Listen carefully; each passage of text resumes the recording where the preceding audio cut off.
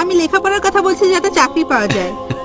আচ্ছা, মানে আমি যদি ইসলামিক কাজ করতে চাই তাহলে তো আমাকে কিছুটা জানতে হবে, তাই লেখাপড়া জানা দরকার। ভালো। আপনি যদি চাকরির জন্য লেখাপড়া করতে চান সেটার কোনো প্রয়োজন নেই, তার কারণ ইসলাম ধর্ম অনুযায়ী, কথাটা আগেও বলেছি, ইসলামে অর্থনৈতিক দায়িত্ব থাকে পুরুষদের উপরে।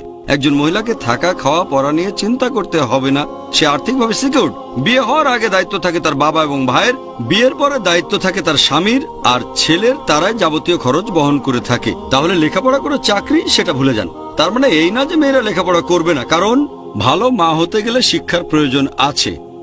লেখাপড়া শিখলে ভালো করতে পারবেন ইসলাম অথবা দাওয়ার ক্ষেত্রে। তবে যে কথা বলেছি, একজন মানুষ গ্রাজুয়েট হতে পারে 22-23 বছরে, এটা আগেও বলেছি। কেউ যদি 18-19-এ বিয়ে করতে চায়, কেউ তাকে বাধা দেবে না। তবে 20 থেকে 25-এর ভেতরে বিয়ে করা উচিত। তার আগেই গ্রাজুয়েশন শেষ করে ফেলতে পারবেন 22-23 বছরে।